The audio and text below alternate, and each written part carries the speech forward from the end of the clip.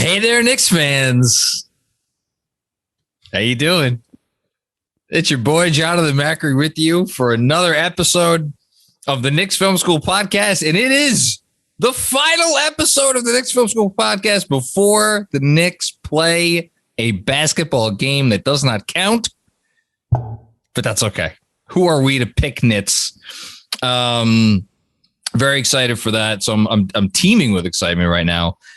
Unfortunately, my usual co-host for these Monday shows is on vacation this week, a well-deserved vacation. After 20 some odd cap or no caps, I've lost track. He needed a little time to recoup. So Jeremy Cohen, shout out to you. But in his place, oh boy, not only is he the co-host of America's fastest growing niche movie podcast phenomenon, but he is no longer a fan of a winless football team because the New York Jets, I think I actually didn't, I'm pretty sure they won a game today. I had to get out of the car when they were on like the 1 or 2 yard line in overtime. So I'll let him fill me in. Andrew Claudio, hello. Jets, Jets. Oh my God, it is good to be here on a Victory Sunday. For all of you listening, a Victory Monday, John Macri. And I will go a step further because not only did the Jets get their first victory today, but shout out to Jeremy, the New York Football Giants got their first victory today. I think I knew that as well from our text chain. I think Bernard said something to that effect. Okay. Both teams won in overtime today. And the Giants won on Daniel Jones. I may have to eat some crow here. Looks much better than I thought he might. And funny what happens when you have an offensive line that blocks for you. They beat the Saints on the road in overtime. And then just to also give Jeremy a shout out, but also I have a bone to pick with him, which we will later this week. He took a shot at my New York Mets because are you aware what's happened in baseball today? So I am aware, again, only from our text chain, that there was the possibility of a four-way tiebreaker playoff thing. So right? I'll make this quick because you're all listening to this, obviously, the day after everything was finalized. But we went into Sunday with the Yankees and Red Sox 1 game up on the Blue Jays and Mariners. And so if the Yankees and Red Sox lost and those other two teams won, four-way, it would be a 4-way tie. The Yankees won 1-0 and were 1 hit until the 9th inning and then scored 1 run on an Aaron Judge walk-off fielder's choice. So the Yankees won. The Blue Jays won 12-4. They ran away with it. So it looked like if the Yankees and Red Sox lost, we were at least going to get a 3-way tie. Okay. Then the Mariners decided they were just going to lose to the 4th place Angels and not hold up their end of the deal. So the best case scenario was if the Red Sox lost. The Red Sox were trailing 5-1 to the Nationals for most of the game. Okay. 8th inning scored 3. In the 9th inning scored 2 just before we recorded. So Tuesday night, when we are watching the Knicks preseason opener, yes, there will also be a 1-game wild card match between the Yankees and the Red Sox. Oh my God. Which should be electric, you know? Well, look, I mean, as an unbiased observer, I'm just very excited to watch a fun baseball game. However, there is some bias here because a lot of Yankee fans like to throw shots at their little brother, the New York Mets, even though the Mets have been to a World Series more recently than Big Brother. So I will just, for this episode, in honor of Jeremy Cohen, sport some paraphernalia that you guys can look at on the YouTube. You know. I'm not going to spoil what it is. So good luck on Tuesday, guys. I will just say that for anyone out there who is not in the 98.5th or higher percentile of Knicks fans that will watch a fake basketball game before a major sporting event, especially a New York sporting event.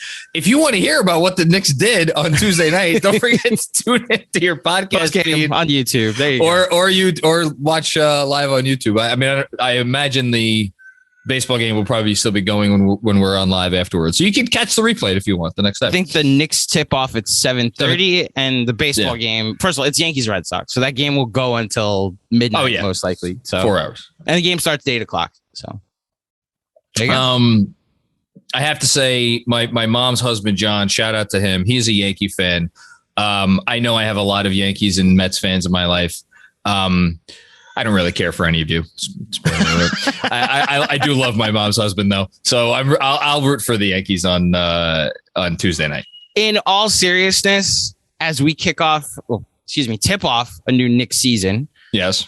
The Mets kind of beat it out of me this year. I want all things to change from the top down. I want an important person. You want to burn it down? You basically running the franchise. I want so many names to be gone and so many different names to be here next year. So you're at the point that Knicks fans were at when Mills and Perry trotted out for that press conference after very a 2-8. much so. Okay, yes, and it's not burn like it down. The way we've been talking about with the Giants, where Gettleman's the problem. Like there's one main person. There's one problem. Okay. There's a core that they put together that I just think is flawed. And just mix up the core, get some actual talented players here that I think long-term would be more successful, which as we transition, I think the Knicks do have, which should make for an interesting preseason. So this was an issue. So what we're going to do today is Andrew and I, we've not done this yet. We are going to reveal to each other live our three biggest questions for the three biggest things I guess we're looking at in the preseason, right?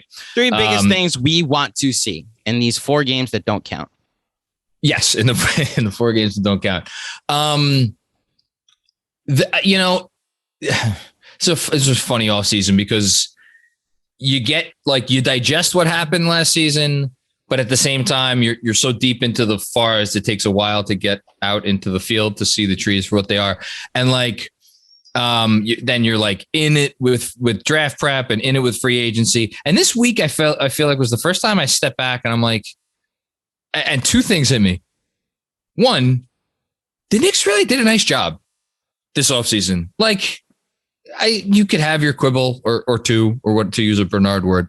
But like, they really knocked it out of the park. And at the same time, it's like very reasonable to expect some upward progression from like some of the players already on the roster.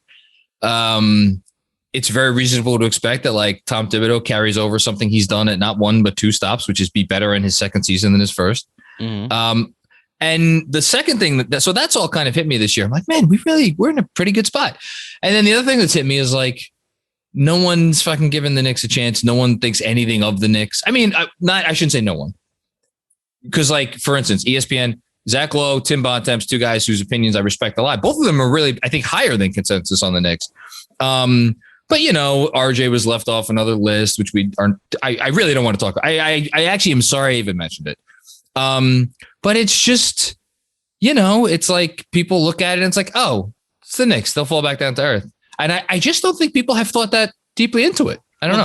That's the consensus, is that the popular opinion amongst the talking heads and basketball experts is regression from the New York Knicks. The under of 41, was it 41 and a half?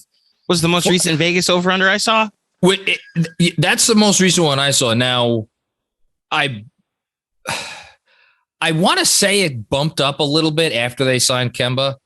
I could be wrong about that, but regardless, it's currently, I believe it is 41 and a half. At least that is what I can find on several sites. If that's it just seems like in the same way that putting RJ Barrett too low on a list, putting Julius Randle too low on a list, everybody putting out a list, including us, which you could find on patreon.com/Knicks Film School. That's the thing to do right now when everybody's going through their over unders, because, and maybe this is a question I have for you. Do you think it's more that there's not enough distance from the LOL Knicks to this new seemingly competent version that, like you said, there's very little wrong to say that they did this offseason. They didn't overpay for anybody. Like, you could say the Fournier could be looked at as an overpay in some way, but a bunch of 2-for-1s and 1 3-for-1 with the market value contract, and Kemba Walker, which if he exceeds expectations physically could be the bargain of the offseason. So shout out, by the way, to, I think his Twitter name is Crespin. He tweeted out something, I think earlier today or yesterday, that surely appears to, it could be fake. I don't know for sure, but it surely appears to be a Hawks scouting report on the Knicks before their playoff series. And it had like, the obvious stuff about how you guard Alfred Payton, how you guard Julius Randle, or not, sorry, Reggie Bullock. Throw everybody at Julius Randle. And there was even a little something on RJ about making him finish, with his left hand, don't foul him. And like, I don't even care about the money they spent. And like, it's just, they so clearly address their needs.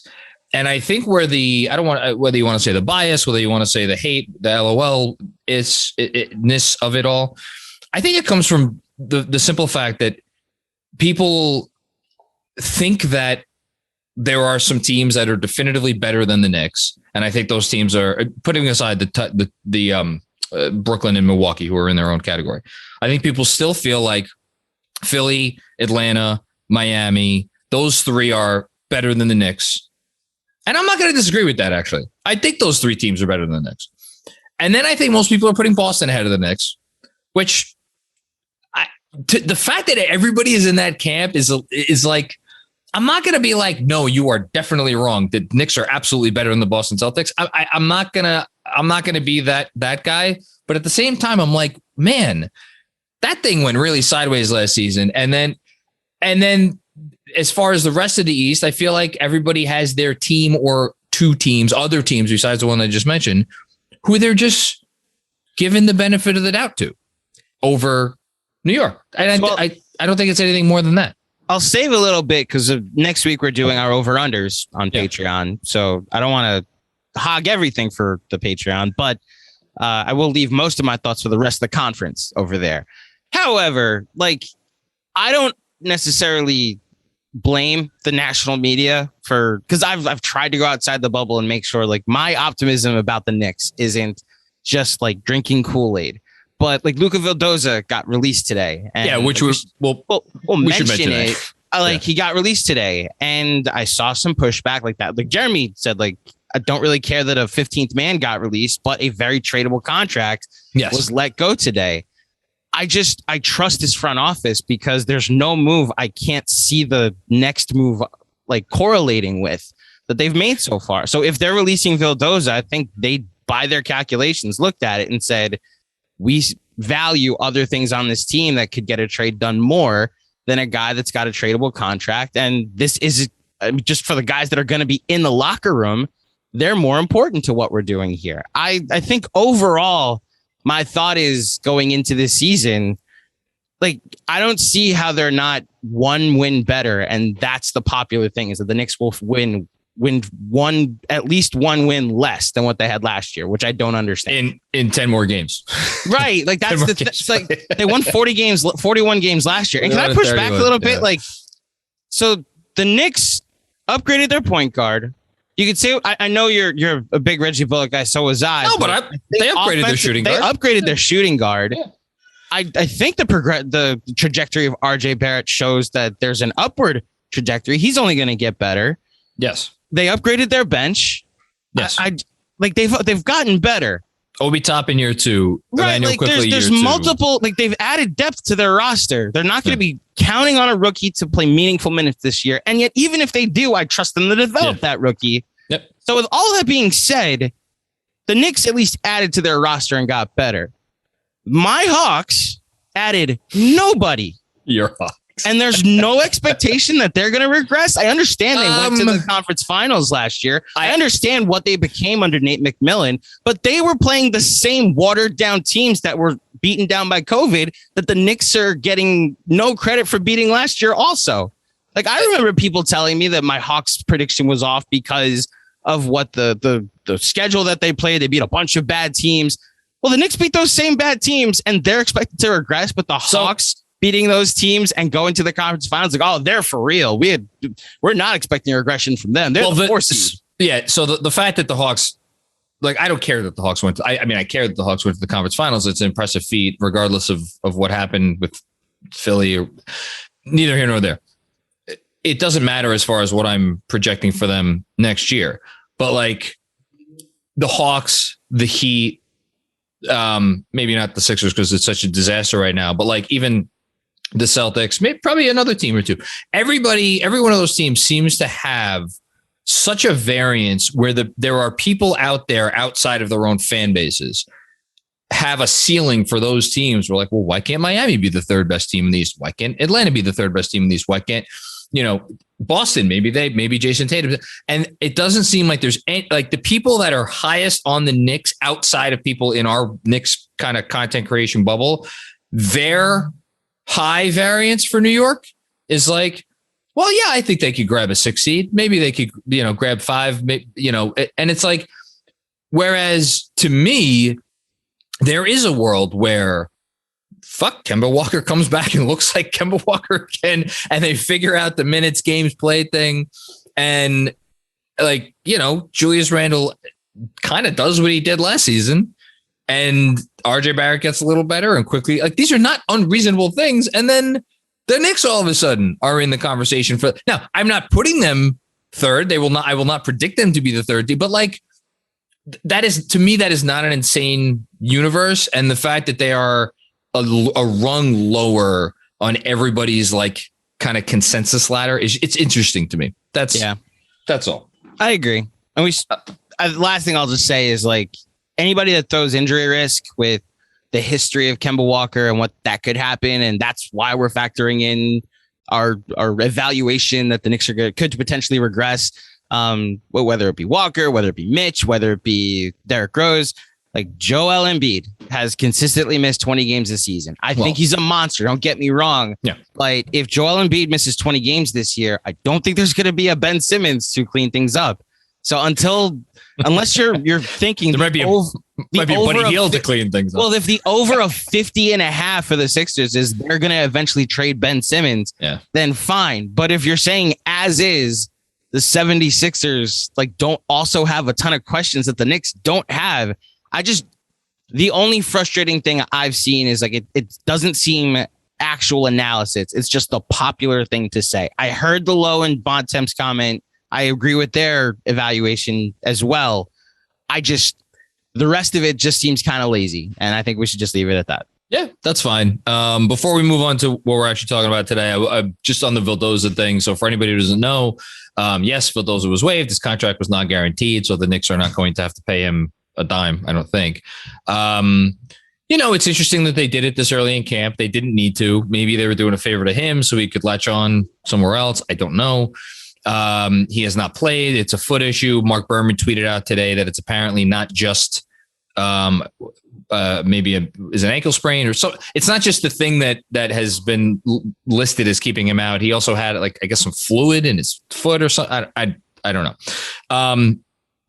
I kind of two things on it. One, I don't think there's anything to make of this. It's the 15th spot on the roster. There's some fun Reddit conspiracy going on that he was not in a walking boot. There's some Instagram photos. I don't care. That's the thing. It's I really don't care. There's some thoughts that this is bigger than just cutting the 15th man. And it was a message, but there's also could be what you said that, hey, you're not going to be part of our future. We'll cut you now so you can go find another team. What I like about it is Thibs was, I think, pretty straightforward in his comments in which he was being available is a big part of it. And we have guys that are working hard here and contributing to making this team better. And I don't know, maybe that's a little cutthroat, but I kind of like the fact that hey, if you're not out here playing and helping us in practice every day, I'm sorry, you're no good to us. Go, and I respect that. I think it's part and parcel with the mentality of the team. As far as the 15th spot, I know there was some Wayne Selden love apparently in the press earlier today. I would still make Dwayne Bacon the leader in the clubhouse. But whatever. We'll see what happens. Do you remember when they signed him? Who? Vildoza. How? Oh, I do. There are let him play for Elfrid Payton in the playoffs. Yes, I remember that. Those questions. People were asking it right up until the eve of the playoffs. All right, let's get to our lists. Let's do it. Age before beauty, or yeah, I'll go first. How's that? Yeah, go for it. There is one I'm saving that I'm be stunned if it's not on your list. So the number 3 thing that I want to see this preseason. Can Deuce McBride crack the rotation in some way? Can he play? Coming right out with it. I want to see if there's a world where he's just Frank and he's the emergency point guard or extra guard if Rose or Kemba Walker can't play minutes. Is he the next man up? Is he going to be the 11th man on this team? Is he going to be used in emergency defensive situations? Will he get some run during the preseason? Is Quickly the third point guard? So this is more of a point guard question, but like basically who is the next man up out of the main 10 that I'm pretty sure all know are going to be the main 10 this season?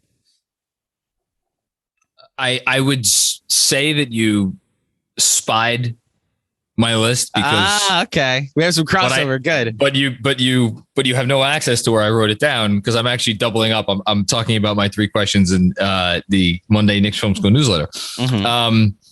My first question is essentially who gets minutes, or the thing I want to see is who gets minutes at point guard in the preseason. I have a couple of assumptions. You ready?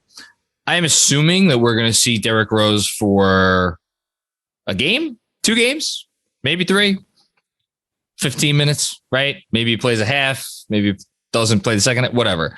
I'm guessing, assuming we're going to see Kemba maybe a little bit more because, trying to build up that rapport or whatever. At the same time, they may just feel like, we're, him and Julius and well, I guess RJ's not, but like RJ is kind of a veteran in a weird way because he's been around basketball so long. Like Kemba will be fine fitting in, I think, to a certain extent. I want to see who else gets the minutes at backup point guard. Like do you want it to be Deuce? Yes. Why? Who else would it be? Oh, Quickly. So it's weird because question. Yeah. Right now, Quickly is kind of slotted in as, I guess, the backup shooting guard, right? That's kind of what he is. So if that's the case, and I look at their backup rotation as more of a combo point guard thing where they both can handle the ball, they both can play make, and we'll see with Quickly and Rose can reconnect on the magic that happened last year in all those second units. I guess even if Quickly is the backup point guard, I then slot Deuce as the next man up as the shooting guard. You mean the backup point guard? Right. So if Rose or Kemba are out, if the third point guard on this roster is Emmanuel Quickly, then you look at Deuce McBride as the next man up in my head. And I guess I want to see if this is also in Thibs' head as he slots in as the backup 2 and he and Quickly run the second team in the backcourt.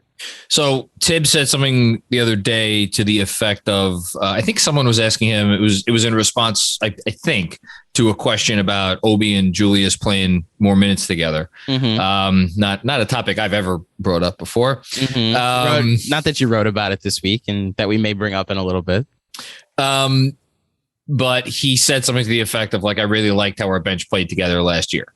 And specifically, I think he was referring to the Rose, Quickly, Burks, Toppin combination because that other spot kind of fluctuated throughout the year. I mean, it was more or less Taj for the portion of it was really Taj because Rose came and played.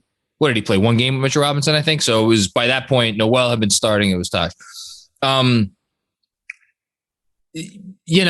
leads me to believe that I see.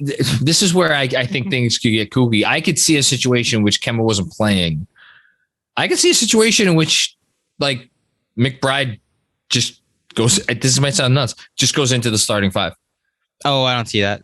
You don't see it. Okay. I don't. Well, I mean, that's in the future, potentially down the road in the season, but like possibility. I don't see Thibs starting a rookie at point guard. He's just like historic. So you think he would start Rose? I think he would start Rose, make Quickly the backup point guard, and slot either Deuce or Grimes is a 3. So if you want to put Burks at the 2, there you go. Alec Burks could be the 2, like he was most of last year. So that's the thing is they have flexibility. The only thing that's interesting with. So again, if either Walker or like, that's why this conversation is a really important one because it's not just games Walker sitting out. Like Derrick Rose hasn't had a season where he's missed, I think, probably fewer than 15 games in Or he's had very few of those seasons, if he's had any since the injury. So there's going to be a lot of games where this is a thing. And the other part of it is they're kind of thin at the wing. That's the only position that they're a little thin at. And I wonder if the fact that Vildoza got cut, and so now it looks like we're looking between Bacon and I can't believe I'm saying this out loud, Wayne Selden as the 15th man. Like, those are both wings. Bacon could come in and he could put the ball in the basket a little bit. I know everybody wants to see Grimes. Grimes had a nice summer league. He finished very strong, but you never know. I mean, Thibs, obviously he likes his veterans. Very little would surprise me. But I do think that we're going to get an indication in the preseason of how Thibs feels about guys, because don't forget, last season, Quickly didn't play game 1, played 9 minutes game 2. I believe he played 20 minutes game 3. And then game 4, of course, was the start for Elfrid Payton, in which he lit up the Garden. Yeah. And that's which is lit up the Garden in the empty Madison Square Garden last preseason. Forgot that. Only counterpoint I'll say to that is, because I thought about putting that down as a question. Can somebody have an Emmanuel Quickly jump like last preseason? I don't see it unless someone gets hurt in one of the first 2 preseason games. I don't think anybody is going to be, say Deuce comes out in game 3 and 4 of the preseason because Rose and Kemba are sitting, and it's clear, okay, there's something different here. I think Thibs is set on a 10. That's the result. I'd be utterly shocked. Like, that's not even a question for me. Like, the notion that like one of the 10 guys that we think are going to, like, even if, like, let's say Mitchell Robinson isn't ready on game 1, like, I think he would just sooner go with Taj and like keep the other 8 guys. I don't think there's any world where those other 8 are getting changed. That's a certainty. My only thought, and it's why I singled out Deuce McBride, is that as far as what I want to see in these 4 games, given that Derrick Rose or Kemba Walker take a game or 2 off, I want to see what he would look like in this rotation. Say Rose takes the 3rd game off, Kemba takes the 4th game off, right? And if Quickly's the backup point guard with McBride, what does he look like against NBA players, with other NBA players on the court? Yes. And if what we saw in Summer League is real, basically. Yeah, no, I'm listen, I'm here for it. Okay, so I'll get to this is now my second question. This is your second question. You get to go, you take it away. So this is, I touched on it a second ago in saying that I think Kemba will figure it out pretty quickly because he's a veteran. Julius has been around for a while. Fournier, obviously Fournier played with Kemba last season. My second thing that I want to see is how quickly this offense gels. I'm not worried about the defense. I think like Thibs has proven that if guys give him buy-in and just do what they're supposed to do and they try hard, which I don't think that's going to be an issue here. Like the defense is going to be fine. They'll figure it out. They'll be okay. I want to see how quickly the offense gels. And specifically, I want to see if the whole can be greater than the sum of the parts. Let me phrase my words carefully. I love last year's team, as you well know. It was amazing to watch. It was a genuinely good basketball team. You do not finish whatever they finished 9th in net rating by accident. You can't fake that. You can't smoke and mirrors that. It was real. But I do think that was, well, it was largely based on defense, goes without saying, because they finished as the 3rd ranked defense. But I think to the extent that they drummed up enough offense to be a respectable to good team was more just guys. Like I never felt like there was a coalescing, at least in the starting unit. I felt there were times when the bench kind of came together and there was some like synergy, I guess would be the best word. But in the starting unit, it was like, okay, Julius Randle's going to be an MVP candidate and everyone's going to feed off of that. As opposed to, like, for instance, Derrick Rose came here. I've said this in the past. I don't feel like he ever developed any kind of a 2-man game with Derrick Rose. Like hints of a 2-man game with Emmanuel quickly. Obviously, he had a thing going with Reggie Bullock, but that was more like Reggie Bullock. Don't sleep on a 2-man game he developed with RJ with those corner threes too. But it wasn't as prominent as what he had with Bullock on the wing, but that was more like I'm gonna draw attention and then I'll find you and you're gonna be ready when I find you, and you're gonna be like those guys fired away, and like that's what really elevated. That was their offense for the second half of the year. That's why their offense got better. I wanted to, I want a little bit more. I want like they're going to have 4 guys out on the court in the starting unit with obviously Randall, RJ, Fournier, and Walker, who they could all shoot. They could all pass. They're all smart basketball players. RJ is the only one who we haven't really seen the shot creation from, but I think it's in there a little bit. Like, I just want to see where's the balance between, because I feel like especially the new guys are going to come in and be like, I want to, like, I'm not looking for my shots. I want to help the team win, right? I want to do what's right for the team. I want to be unselfish. I want to make the right pass. But at the same time, those guys are scorers. So like, Fournier has been the number 1 guy for years in Orlando. I think he acclimated pretty well in Boston last year, but Kemba, the guy nearly led the league in usage 2 years ago or 3 years ago, his last year in Charlotte. I want to see how it comes together. And I'm not saying that if we don't see, it coalesce in those 4 preseason games, I'm going to be like worried. But on the flip side of that coin, if they come out and they're like, oh, wow, this thing's humming. Like, I'm absolutely taking that to the bank. And I'm going to be like, okay, now I'm really excited. You and I will be making a trip to Jersey, is what you're saying. And actually putting our money where our mouths are with this under pod. Exactly. Yes. I mean, you hinted at it when we opened the show, talking about, the Knicks addressed all of their issues. They addressed their needs. And that scouting report that was on Reddit, like, that was the thing. The way you stopped the Knicks starting 5 was you do exactly what the Hawks apparently did. Yeah. And the Knicks have now addressed it that Julius isn't the only primary ball handler, or at least the only primary shot creator. Yes. I'd like to see if Kemba is going to have some isolation opportunities. If, RJ improved on his game last year and what we saw with Team Canada was somewhat real. Yeah. If Evan Fournier being able to just go get a bucket every now and then, if that's more valuable than what Reggie Bullock provided on both ends. I agree with this sentiment, and it's why, like, as a whole, I'm like, we said it during the offseason when the Knicks got Kemba, everything else fell into place. Like, oh, wow, the second unit gets to stay together. Derrick Rose wasn't signed to be the starting point guard. Now everything falls into place. Kemba's your starter.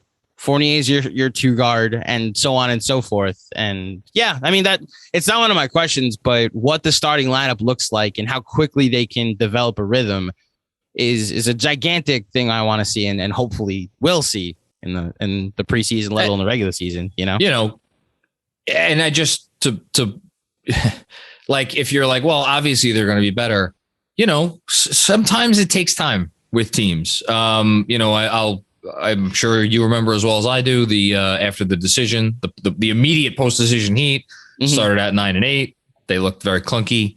And those are 2 of the greatest, one of the greatest players of all time, and Dwayne Wade and Chris Bosh are pretty good too. So we'll see what happens. What is your second question? So this is strictly a preseason one where I know there will be time to experiment. And we saw it a little bit last year. And I'm sorry to make you talk about RJ Barrett. I would like to see some minutes with RJ in the second unit. Wow. There were moments. I didn't think that's where you were going. There were moments last year where he was your primary guy. And maybe the night that Derrick Rose is off or Kemba's off and Rose is with the starters, I want to see what RJ looks like, where he's not just go stand in the corner or wait until Julius sets you up on the elbow. Like, wait until we give you a lane so you could try and work on your finishing. I want to see a lineup or some minutes where it's RJ, it's Quickly, it's Obi, it's Burks, it's Taj or Sims or somebody at the 5. I want to see a lineup that primarily features RJ Barrett. I like it. And this is a preseason thing that's like, these games don't count. Let's at least see what this looks like. So RJ's been in the league 2 years now. Mm-hmm. I think we've arrived at the place where, like, you know, in the NBA, I feel like we always try to make things more complicated than they need to be, where it's like, you know, somebody's like a small forward that maybe moonlights as a 4. And, you know, the immediate question is like, well, what does it look like if we put him at the 5 and go like super small? Or like, you know, you have, you know, Zion Williamson. Is he a 4? Is he a 5? Let's put him at point guard, which they did last year, and it looked pretty good. Like, we're always looking, or people are always rightly so, for that matchup advantage. And with RJ, I feel like there was a period of time where it's like, can he play some small ball 4? But then what happens if you put him at the 1 and you have this like jumbo lineup, and like he's maybe not your primary ball handler? To be clear, I'm not saying, I know you're like, not, put him out there and do what Jason Kidd did with Giannis in 2015, 16, you know? But it's just interesting to me that we've kind of arrived at this place now with RJ where it's like, he's a 2. Like, he's a 2, you know? And that's fine. And I'm happy with that. I just wonder, I guess here's my issue. What does a lineup that features RJ Barrett look like? Like, you know, is it just like, to me in the NBA, when you ask that question now about literally almost anyone, the answer is, oh, just surround him with shooting, right? Just surround him with shooting, which they could do.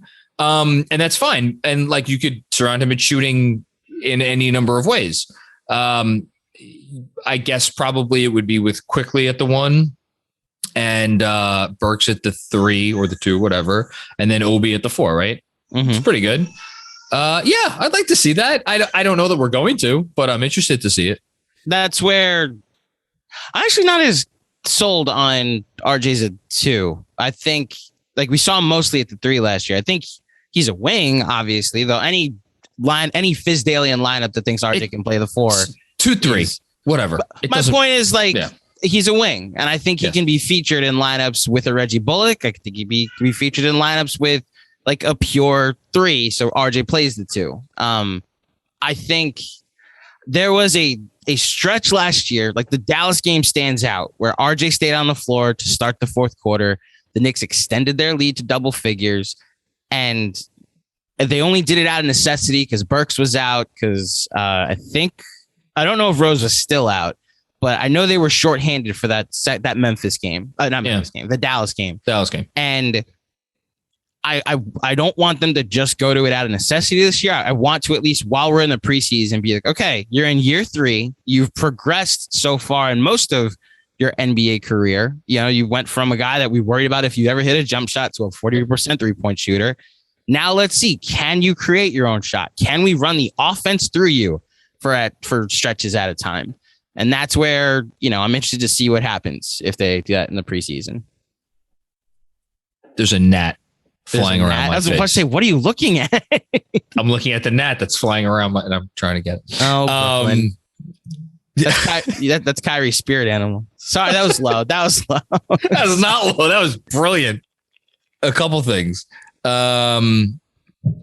One, I think that we're not paying enough attention to the fact that RJ started off so slowly last year, because we look at his year-long numbers and like it's a big jump from his rookie year. If you take out those first 11 games and you just look at the rest, like he's due for another jump. But like, yeah, I want to see him do some more stuff, which can be featured in the preseason in lineups where he's primarily featured. So that's my third question. Mm-hmm. I want to see RJ Barrett. I want to see what's in his bag, because for everybody who gets very frustrated about him being left off these lists, and you should be, by the way, because he deserves to be way higher on all of these. I just did our top 50 for Patreon, right? And I had him 50th. Don't spoil it for the people that don't have Patreon. Well, I mean, no, I'm editing. I'm not editing. You're lucky, everybody, that I'm a nice guy. The Jets won, so I'm feeling generous today. Okay. The point is that, like, if you look at it, the only glaring improvement he made last year from his year-long stats was with the 3-point percentage. And the 3-point percentage is really what was, because he improved points per shot attempt and he improved effective field goal percentage. But okay, the reason for both of those improvements was the improvement in 3-point percentage. He was basically the same player around the rim. Again, if we take out those first 11 games, he improved over the rest of the year. But like the same issues that he had as a rookie in terms of finishing, in terms of like, again, look at the scouting report that was released on the internet or whatever. I want to see him like, can we get some, I don't know, some niftiness, some craftiness, some whatever around the rim, some sorts of finishes that we haven't seen before. And I want to see, I'm just going to say it, I want to see some off the dribble threes. Is that too much to ask for? It's, if anything, if any future for RJ Barrett includes anything that's like what other people have projected for him, like future Hall of Famer, all NBA selections, all-star selections. If any of that is real or exists, then some of that is going to have to start to show up. It's a fair ask. I would just push back on like the things he improved, just being like him becoming a reliable free throw shooter. I think that's also part glaring. Of yeah. No. Okay. So fine. The free absolutely the free throws, but just if you're looking for like the big ticket items in someone's statistical profile, like assist percentage, rebounds per 36 minutes, how often he got to the line, for instance, like, again, I mentioned the finishing at the rim, like all those things stayed, like there were little improvements, but if you're looking for big jumps, like the big jump was the 3-point percentage. Like that was the only big jump. And again, harder to quantify, but I do think, and we should not sleep on this, and this is what I really think all of these stupid lists ignore. Defensively, he made a huge leap, massively. And the fact that people are just like, don't pay attention to defense, I guess, when they're making these things is a little ridiculous to me. But well, that's part of the issue with people that makes these lists is that there's really no stat. Like even talking to Oz for a full time, I feel like I do now. I don't hear from him an advanced stat that tells me who's good defensively and who isn't. Right. Yeah. As a result, all these people that are making lists are looking at exactly what you said. Like the jump wasn't big enough, and therefore I'm putting all these other people ahead of him on lists, and the defensive part isn't factored in. If you want to say something, because I don't know if this is my third thing, but like will there be a crunch time moment in the preseason where we just get to see what their finishing lineup looks like? And if RJ is guarding the primary ball handler, like does he take the Reggie Bullock role of you're going to be playing like guarding Trey down the stretch or guarding whoever, Kyrie down the stretch, like that's something to see if it happens. Like I forget they're playing Washington or who they playing for the preseason game on Tuesday. It's Washington. It's Indiana. It's and then it's 2 games against the same team. I forget. I think they played 2 games against Washington. We should know this. We should. Know this. I made a schedule. I'm sure you did. They play have a schedule. They play they play Indiana Tuesday. They play Indiana Tuesday. And then they play Washington. Then they play Detroit. And then they play Washington. All right. So who's guarding Brogdon? Yes. Right? That's what you want to see. Who's guarding Brogdon down the stretch? Who's guarding Beal? Beal, exactly.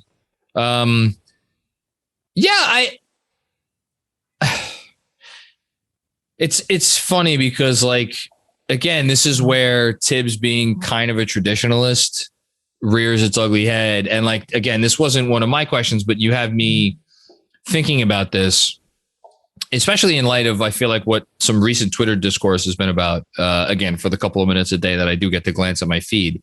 And this is not any revolutionary concept. If you watched basketball during the playoffs last year, if you watch basketball in, for the last few years, especially in the playoffs, this is obvious. How malleable is your team? How many different looks can your team give another team? And this is really a playoff thing because like you want to hammer home the basics and you want to hammer home, like you want to get good at your base, like your baseline, whatever you do. And I think the fact that like the Knicks have a few different options as far as like they can throw RJ Barrett at the other team's best wing player. But at the same time, they could also just stay in their base defense. And, they did that last year and it seemed to work pretty well. Like they didn't have really a defensive specialist. I guess Reggie Bullock was the closest thing to it, but he wasn't, I don't feel like he was guarding other teams' point guards. So I don't know, but I want to see, to your point about end of games, I do want to see if Thibs shows us some more flexibility in the preseason. And then obviously once the real games start. So it's interesting that you called Thibs a traditionalist and to this point, and I'm surprised that it's not on your list. And maybe it's because we have ad nauseum discussed this. But the third thing I want to see, and honestly, the number one thing, which I thought we've made fun of you so often about this that I'm surprised that you didn't have it on your list. But I actually want to have the conversation about Obi at the 5 because Mitch is not going to be ready. Really? Mitch is not going to be ready for the regular season. I'm positive that Thibs is going to go Nerlens at the starting lineup and then Taj is the backup 5.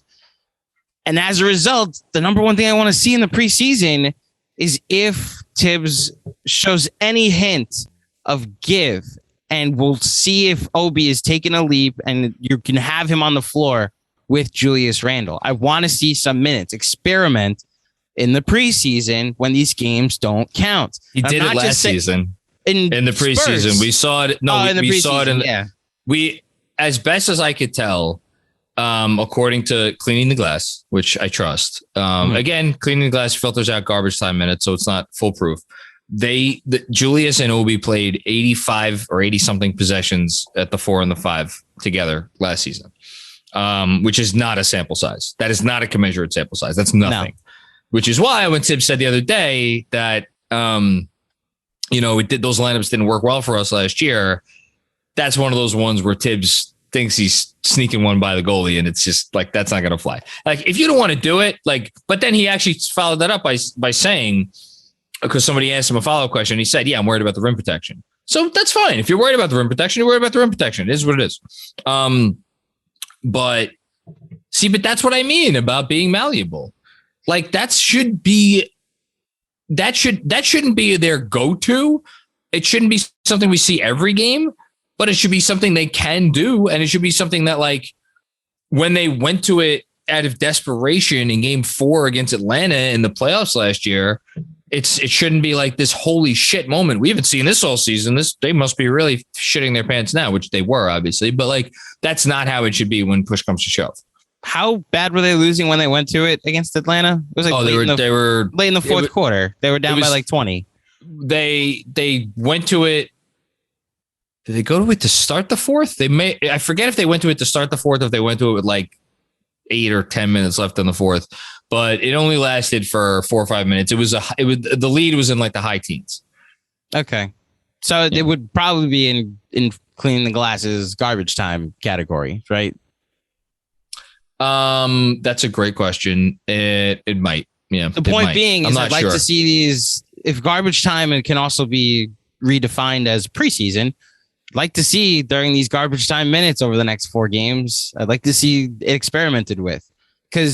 So I want to give a plug to Dan Favale, who on the Blue Wire Podcast Network, the host of Hardwood Knocks, that's also been a friend of the pod and been on the show before. He had me on to be the Knicks preview because he's doing a preview for all 30 teams with somebody that is part of the content world of each team.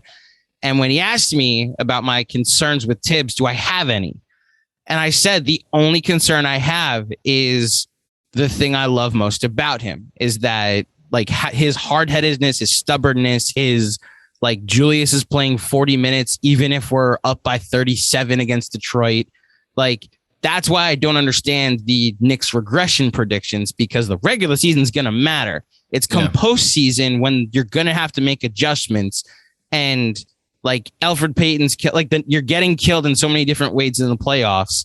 And your only adjustment is, okay, well, then Derrick Rose is going to start. And you don't adjust anything else. You could have started Alec Burks and there's your ball handler that Reggie Bullock then all of a sudden that plays for Reggie Bullock. And then all of a sudden you have somebody that forces Trey to guard somebody on the dribble.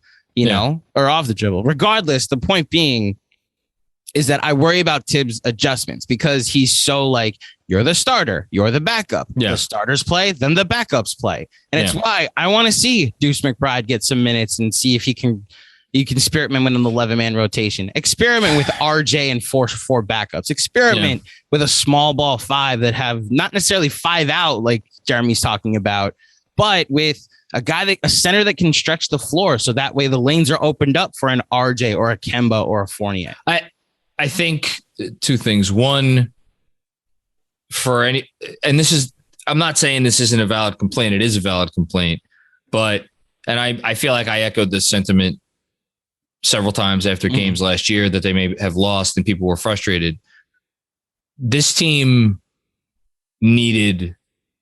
organization needed a gut renovation, and you don't rush the pouring of the foundation when you are taking taking something from the ground up, and they were taking this thing from the ground up. So to establish that consistency and that baseline, and just to kind of let everybody on the roster know, like, this is your role, this is your job.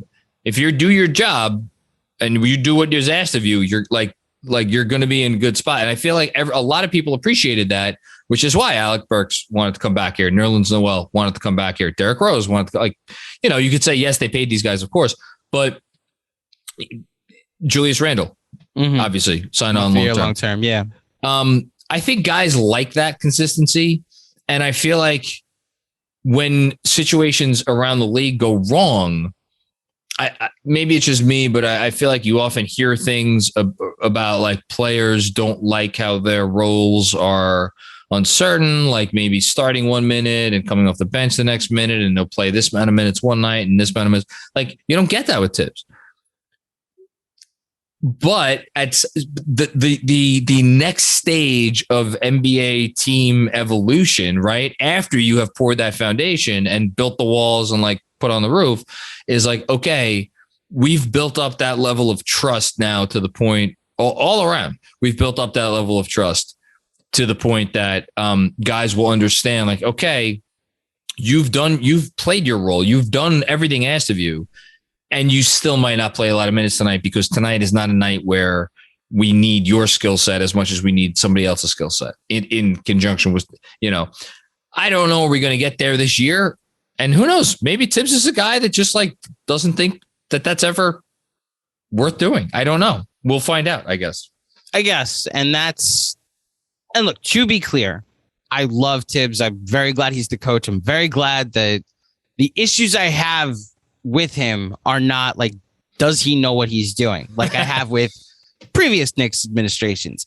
There are nitpicks I have that I wish he would do differently, but the overall is good. I think the Knicks are going to win at least 46 games this year. I don't think there's a world where they're not a playoff team this year. This is now the next step, as you mentioned, in our evaluation as people that watch this team over and over. We're now no longer, can this team get to the playoffs? It's now, well, can you be flexible that when you get to the playoffs, it's not the Hawks do these 3 things and never have to go to the third plan on that list. Because it was funny looking at that scouting report that the Hawks had, that they did that, like plan A, and it just worked, and nothing else was there left to be done. It's like, oh, this is working. We never have to adjust a second time, I don't know that the Knicks had that much else to go to last year because that was an incredibly limited roster. There was a reason that roster was picked to win 21 and a half games. This year, I think they have some things that they could do. So, this is the test.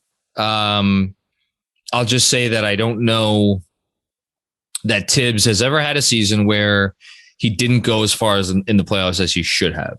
I know he gets knocked, but I want to see what happens this year. And who knows? They may not be favored to win in the first round in this season. I'm not, I'm not even sure that would make the season a failure. But we're getting ahead of ourselves. Yeah, we're 2 weeks away from our preseason, our full regular season predictions. Yes. Okay. So. Last thing I'm going to ask you off the cuff. I'm going to spring this on you. Okay. What do you think a week from now the fan base is going to be clutching their pearls about after what, 2 preseason games? Clutching their pearls. Will we have played 2 or 3? We play Tuesday. They play Tuesday and they play Saturday. Okay, so 2. Yeah, they don't play again until next Saturday. So by the time when we have Jeremy back and we record next Sunday, they will play 2 games. And I got to be honest. Clutching, I don't think there's no scapegoat. I don't know who would rationally anybody be complaining about. Like the only thing I could think of is like Julius, like the worst case scenario. Julius shows some regression, like goes. So Julius has some bad games. Yeah, like he goes 3 for 11 and then 2 for 10 from 3, and it's like, oh, the 3-point shooting is regressing. All the experts were right. Here we go. RJ shows 2 games where he is 9 and 7 points. Like, and these are not things I think will happen, but if you're asking me a scenario where people will clutch their pearls, I think people are just, and this is where I'll give Knicks fans a lot of credit. We're very in tuned to like what this team needs. And there's no like Emmanuel quickly overreaction that will happen in the okay. You know what? There's the clutching pearls. Emmanuel quickly plays 12 minutes in game 1, 14 minutes in game 2. Obi plays 7 and 13. And it's like, so this is it. Thibs is going to run his guys into the ground from the preseason on. There's your, okay, I found it. That's what people will irrationally and unnecessarily complain about by next Sunday. I think if any player, it doesn't even matter who the player is, went like, 4 for 22 over the combined first 2 games, I think people would be like, gotta bench him.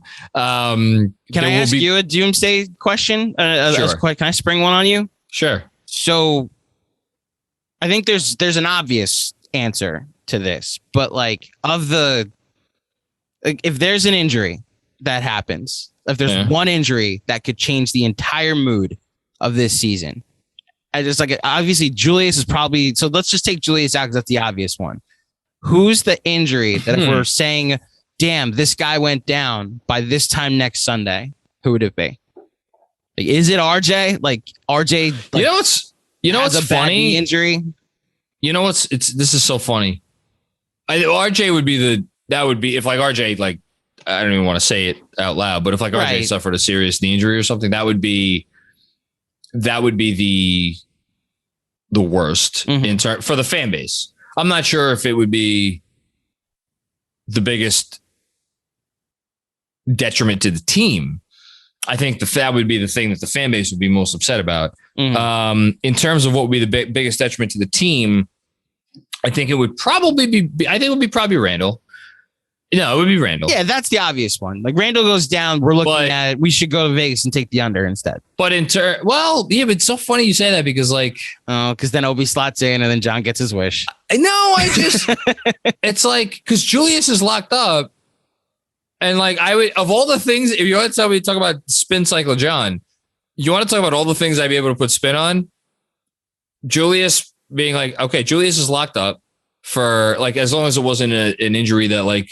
Actually, but like he's not even dependent on his athleticism. That's why it's fun. Like he's locked up for the next however many years. He's all set. It would immediately take a lot of the pressure off, the season. Obviously, it would change the whole trade landscape. Are they going to trade for a superstar? But actually, it would burst that bubble as well because all of a sudden it'd be like, it would suck. Don't get me wrong, it would suck, but we would get to see Julius or Obi rather. No, if Kemba went down in the preseason, that's the same answer as me. That would be. I'm so excited to see what he looks like. I'm so excited. There's a ceiling on that. If Kemba shows up in his all-star Kemba, if there's all of a sudden a world where like we're sitting here on the all-star selection night where they're picking the teams, and he's in that conversation. The Knicks have two potential all-stars because they're at that point like 26 and 10. Then like we're looking at a pretty special season, and that's where the seeds could be planted if we see them start to click in the preseason. So now that's a different conversation because now if they're 26 and 10 on the night of All-Star Selection Show or whatever the hell they would be at that, something like that. Who's the second guy that we're talking about? Are you sure it's Kemba? That's what I'm projecting. Is that, well, listen, if Kemba's the third All-Star, like All-Star in the sense of like the third most important player on the team because RJ's taken a leap, then we're looking at. I would expect them to be like 30-6 then at that point because now they have like 4 weapons. Listen, Jesus Christ. I'm just saying, like, for a team that's going to take the regular season as serious as I think they will, there's no nights off with the Knicks. There's no load management. I would like them to because of said injury concerns for Kemba Walker and Derrick Rose, but we'll see. Talk about well-timed tweet. Jonathan Wasserman, our main man, Jonathan Wasserman of Bleacher Report, who comes on and talks about the draft, just tweeted out, Rokas Jakabanis, Knicks drafted stash guy with Barcelona, scored 22 points in 18 minutes today after going 5 for 5 for 12 points in his EuroLeague debut on Friday. Man, the Knicks just all we do is win. So I have one last question, and we can wrap with this, John. Yes. Okay. And I hinted at this on the Patreon, and you've teased it a bit over the last couple of weeks, but this is episode 398. Yes. And are you excited for episode 400, which I know who's on it. John knows who's on it. Very few people. Because I've already interviewed the person. Right. I know. And John, are you excited for the world to hear what I think is the biggest name you've had on the show? Yes. I'm excited. I'm excited because I think it was a really good conversation. And I think it was really, I felt like I got a lot out of it. Not just because I got to talk to the person, which was obviously something I'll.